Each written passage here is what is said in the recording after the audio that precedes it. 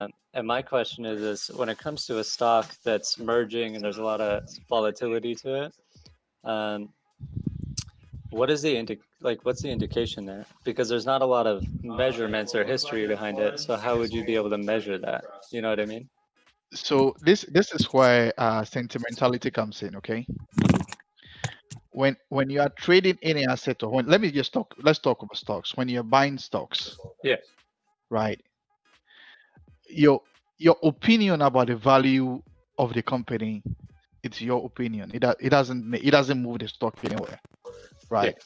You are a single actor in that in with regards to that particular stock price. Okay, so whether you perceive it that it should be worth $100 or it should be worth $10 doesn't really matter. What matters is how much is it selling now, right?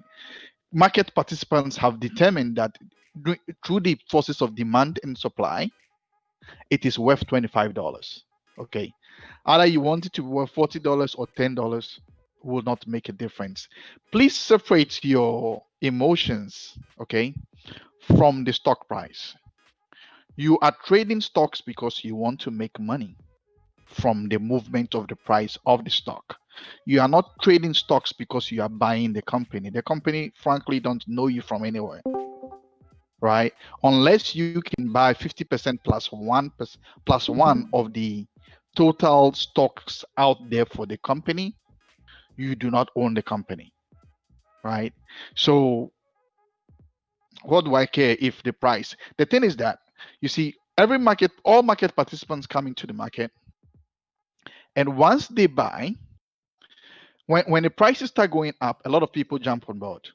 Okay, they start jumping on board, jumping on board, jumping on board. It gets to a certain point where there's exhaustion, where there's been an over, you know, where demand exceeds supply, and whenever demand exceeds supply, price is going to pull back. And as soon as price starts pulling back, retail traders and beginner traders and even some experienced traders will decide to take profit at this point in time. And when they want to take profit, what are they going to do? They will start selling. That is when there is the pullback. That is when some indicator like maybe an ABC pattern, head and shoulders, whatever you can think of, Elliott wave will tell you that this is a pullback. Because at that point, people have decided that one, well, I bought it at $10. You think it's going to 100, but I only think it's going to get $30.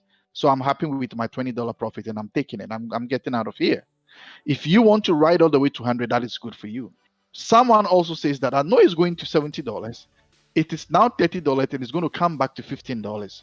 So meanwhile, I am going to take my profit at this $30 point. When it comes back to $15, I'll buy again. That is where you can go in and out of the same trade and be buying at separate, different price levels. It doesn't matter because the value, the price at this point in time, that should not affect your decision in buying because you are not buying the company. You are only buying the stock, hoping that you are following the trend or momentum is in your favor. Right. That is why when we were talking today, I said, look, this thing is falling. Get out now and buy it again when you think that there is a place that is a reasonable bottom for you. And it may not be much, but maybe you bought something at $15. It's now $19. Okay, if you sell at $19 and it comes back to $17, you still gain. If you enter at the point, you still get two. You still gained $2 at this point in time, right? Okay, it could have gone to $20 after you sold at $19, and so what? You got some profit and you got out. You got profit. That's all that matters. You made money on the trade, right? And you can still wait till it's $30 before you go back in and sell at $34. You have still made profit. Do not worry about the fact that you missed out on the move from $21 to $29. That has nothing to do with you because the price did not move because you bought or sold your 100 shares or 1,000 shares.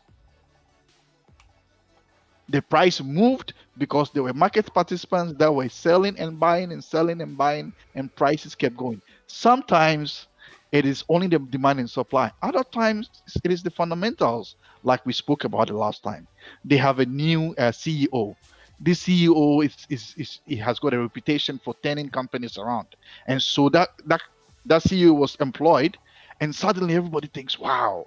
this company is going to outperform in the next 2 years, next 3 years. And so suddenly the price jumps from $19 to $29. But it's only going to take a matter of time before everybody's going to see that, well, he did very well when he was in a different industry. In this industry, he's not very good. So there's going to be a pullback. Open up the mic to Toasty and John. I want to see what you guys think about what you're learning here, or if you have any questions about it, or you're confused. Hey man, so I'm just like super new. I downloaded Robinhood in June or July of this year, Perfect. and just kind of spitballing because my boss talked a lot about it, so I just wanted to try it, and then got into this. So I don't even really know like where to start. I know you guys do the trainings and stuff, so this is my first one. So like when you guys were talking about, I forget what it was, intrinsic value or something. Like, I don't even know what you guys are talking about. Hey, so yeah. This is perfect, and that's what I want for listeners that are like. So right now, Toasty, I hope you guys don't mind. Everybody, I want you to know this is live. This is streamed on Facebook, YouTube, and it's all recorded. And people like you that are coming that are fresh, I want you guys to understand that we're not here to teach you about only things that you've never heard of, like about stuff that's like crazy beyond your level. And what we've done is we've created a platform for you to learn from someone like me that can teach you the retail level on a with a high advanced mentality, and then we have people that can teach you a high immense mentality, make you really learn. When you've been trading for 30 years, you can still learn in this group. And what I want you to understand is, coming in new and fresh and you've never traded before, you're just now downloading an app, you're like, what the hell is a share? What the fuck is an option? Yeah. I don't know what the hell's going on. And every other group out there is going to be like, hey, pay me $50,000, $10,000, $500, $200 to learn this. Well, the good thing about our group is that this information you guys have learned tonight has cost. I'm sure Winfred knows.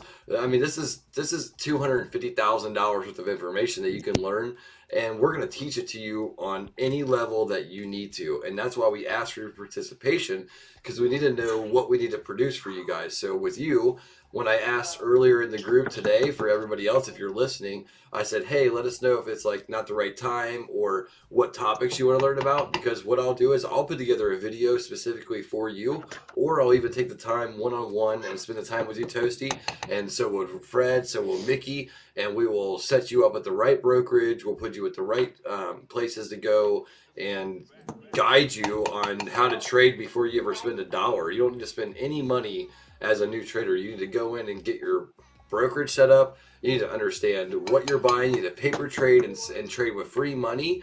And once you can successfully trade with free money that matches the portfolio that you're willing to risk, then that's what's going to optimize your success. So if you could take, say you want to start out with $1,000. Well, you take $1,000 and you put it into a paper trading account, and you say, hey, you know what this is? If you don't know what a paper trading account, it's an account that you can trade with that's going to be no risk to you.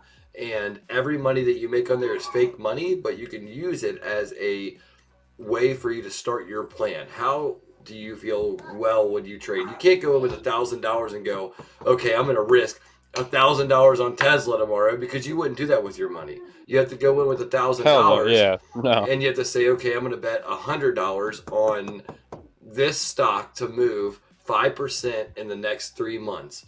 And if you can do that well enough, then you can start putting yourself in a situation where someone says, hey, what's a good time frame to look at? Well, if you can start reading charts and get yourself in a situation where you can make 5% over a year on one stock, then that's how you become a professional trader. If you really want to know, there's no secret. There's nothing that we're going to teach you that's going to give you a tool that's going to give you anything that's going to make you money tomorrow or next month, unless you're just a guy that is like the beautiful mind. And I hate to be cocky, but I'm that way. I can write an algorithm on the chalkboard, and talk to people about it, and I can break it down, and I can see it. Well, if you can't do that, and you're not able to just be like, hey, I know what intrinsic value is because they said the word, so I'm going to write it down. I'm going to go to Google. I'm going to watch 37 videos about it. I'm going to rewatch this video 17 times. I'm going to learn 17 different ways to learn about intrinsic value. I'm going to learn intrinsic value for dummies. I'm going to learn intrinsic value for Kaler. I'm going to learn intrinsic value from Fred. I'm going to learn it from every source I can in the world. Unless you're that person, then what you need to do is you got to take your step all the way back and say, hey, you know what? I need to paper trade. I need to learn from every source of information I can. And luckily, we have over $500,000 of proprietary content that we can train you guys on, and you don't have to go out there and pay somebody $1,000 for. You get it right here in Elite Trading, and we're going to guide you step by step. Opening your brokerage. What is buying a share? What is selling? What is closing? What is buying a call? What is selling a call? What is buying a put? What is intrinsic value? What is implied volatility? What are the Greeks? What the hell are they talking about? We're going to teach it to you here, and it's going to be literally just you giving the time and coming in. That's what it is. And you sharing it with a friend. I asked you guys, if you learned anything tonight, share it with somebody else, because they may need to know something that you don't. And I'm going to end my rant, because I know that we're supposed to go till 8:30 tonight. We're 6 minutes past. Is that somebody mentioned luck earlier? And if you don't know what the definition of luck is, it's when preparation meets opportunity.